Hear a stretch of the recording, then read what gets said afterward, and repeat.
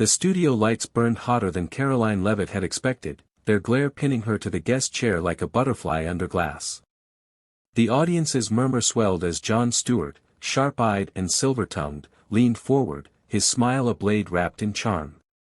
Karoline, a small-town librarian with a knack for community organizing, had been invited to this national talk show to discuss her grassroots literacy program. She wasn't naive, she knew the spotlight could scald as much as it illuminated, but nothing prepared her for the moment Jon's question twisted into a barb. "Karoline," he said, voice dripping with theatrical skepticism, "your little book club's cute, but isn't it just a band-aid on a broken system? What makes you think you're actually changing anything?" The audience tittered, and Karoline's heart sank. This wasn't an interview, it was an ambush. Karoline had grown up in a fading mill town in Ohio, where the library was her sanctuary.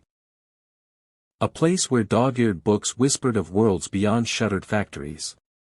Her mother, a seamstress with arthritic hands, had taught her that kindness was the only currency that never ran dry. At 32, Karoline had poured that lesson into her literacy program, Pages for All, which brought books and reading workshops to kids in underserved neighborhoods. It wasn't glamorous, but it was hers, built on late nights and donated paperbacks. Being invited to Jon's show felt like validation, a chance to amplify her work. Now, staring into his amused eyes, she felt like a child caught pretending. The audience's laughter stung, but Karoline's mind raced to a memory, her first workshop, where a shy boy named Miguel clutched a tattered copy of The Giver and whispered, "This book makes me feel like I matter." That moment had anchored her through every doubt. She straightened, her voice steady despite the tremor in her chest. "Jon, you're right, my program's small.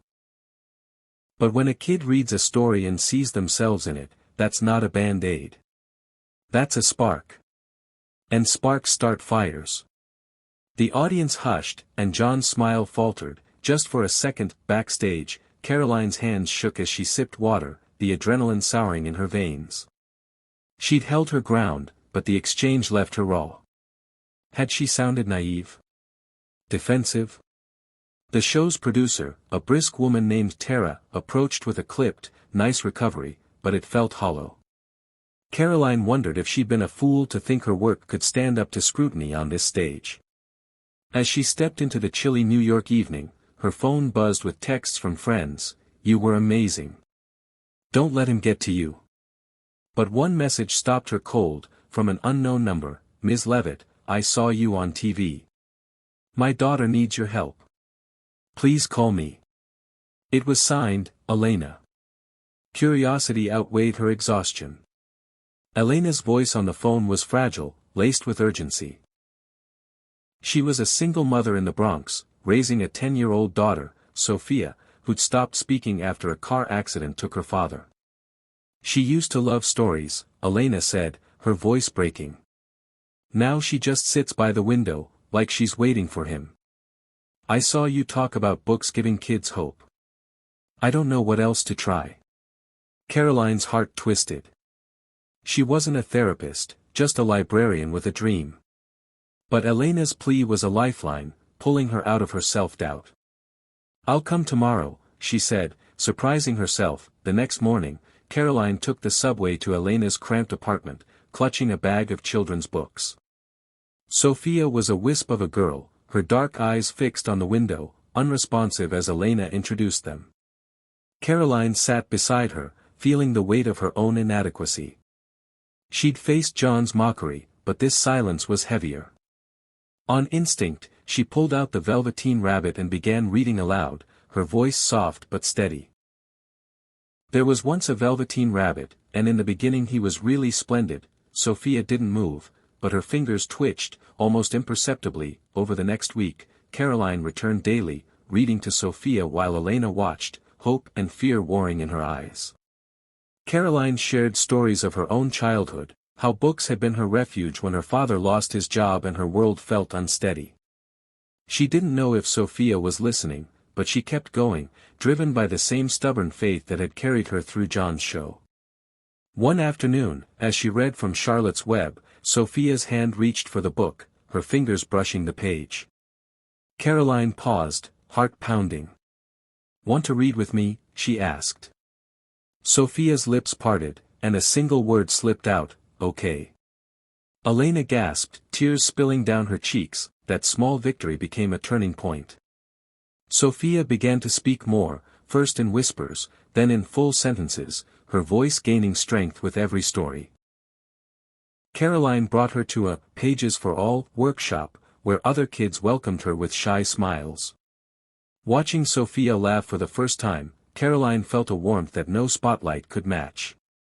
She realized Jon's attempt to diminish her had only sharpened her resolve. His words had hurt, but they'd also pushed her to this moment, where a single act of showing up had changed everything. One evening, Elena invited Karoline to dinner, a simple meal of rice and beans that tasted like gratitude. Sofia, clutching a new library book, asked, "Miss Karoline, why do you keep coming back?" Karoline thought of Jon's smirk, of her own doubts, of the countless kids like Miguel and Sofia who taught her that small acts could ripple. "Because stories matter," she said, her voice thick with emotion. "And so do you." Sofia hugged her, and Karoline felt the weight of the world lift, replaced by a quiet, unshakable certainty. As Karoline walked home under the city lights, her phone buzzed again. A new message, this time from a teacher in Chicago: "Saw your program on TV.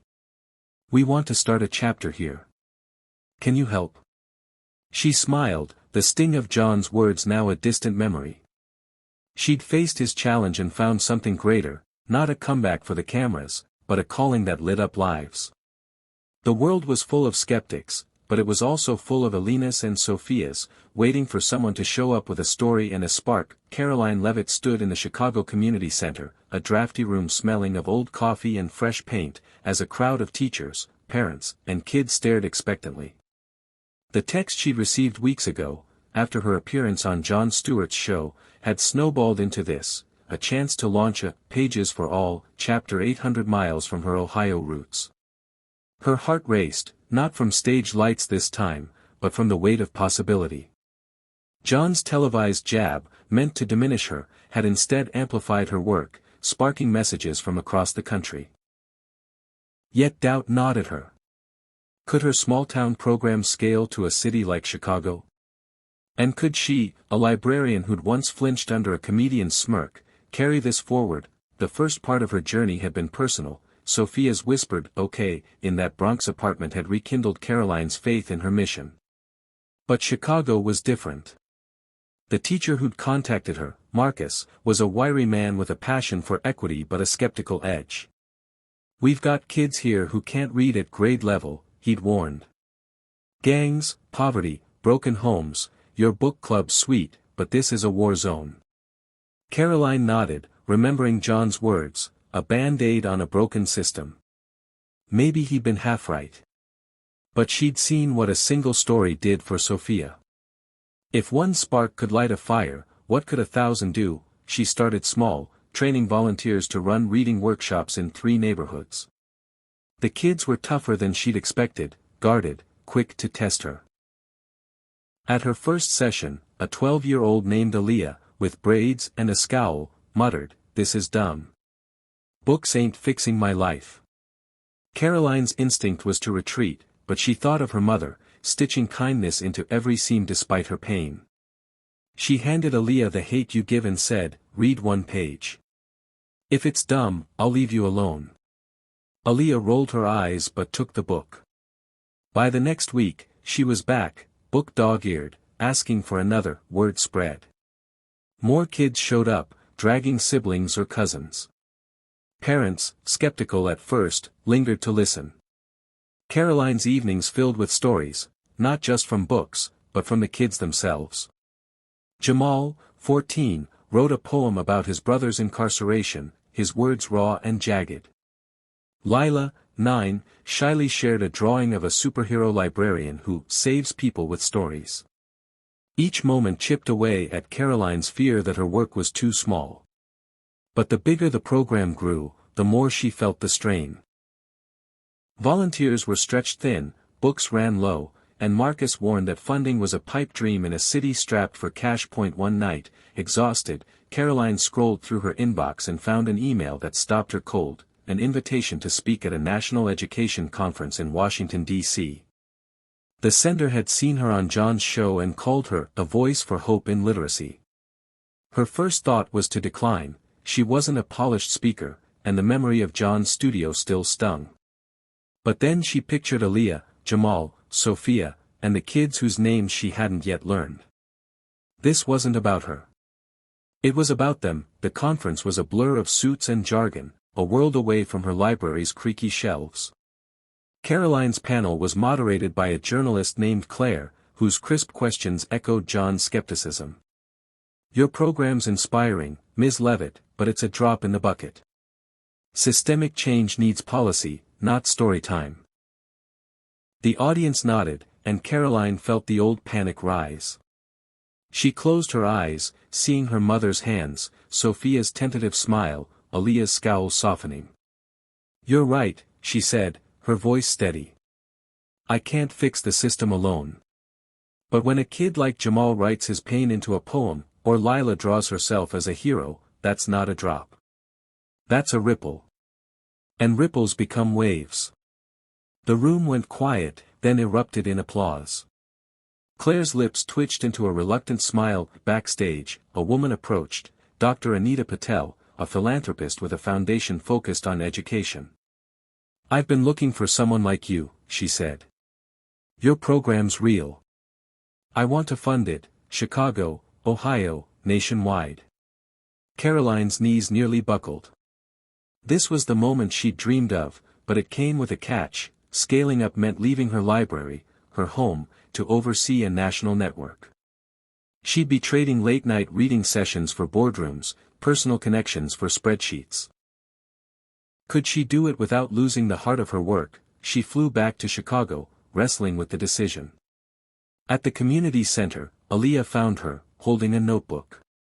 "I wrote something," she said, shoving it into Karoline's hands. It was a story, about a girl who felt invisible until a librarian gave her a book that saw her. At the end, Aaliyah had scrawled, "Thanks, Ms. K. You're my spark." Karoline's eyes burned. This was why she'd started.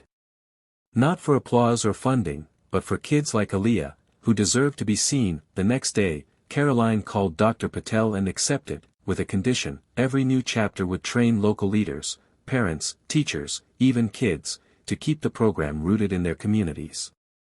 She'd travel, she'd plan, but she'd never stop reading to kids. The first national chapter launched in Chicago, with Marcus and Aaliyah cutting the ribbon. Sofia and Elena flew in, Sofia now a chatterbox who led a workshop herself. The room buzzed with laughter, pages turning, voices rising. Karoline watched, her heart so full it hurt. Months later, she got a call from Jon Stewart's producer. He wanted her back on the show, this time to discuss her meteoric rise. Karoline hesitated, then agreed, not for revenge, but for closure. The studio felt smaller this time, Jon's smile less daunting. He tried a playful jab. "So, Karoline, still think sparks start fires?" She smiled, unshaken. "I know they do, Jon. I've seen the flames." She told Aaliyah's story, Sofia's, Jamal's, and the audience leaned in, some wiping tears. Jon, for once, had no quip. As the show ended, he shook her hand, his voice low. "You proved me wrong. Keep going." Karoline walked out into the night, her phone buzzing with messages from new chapters: Seattle, Miami, rural Montana.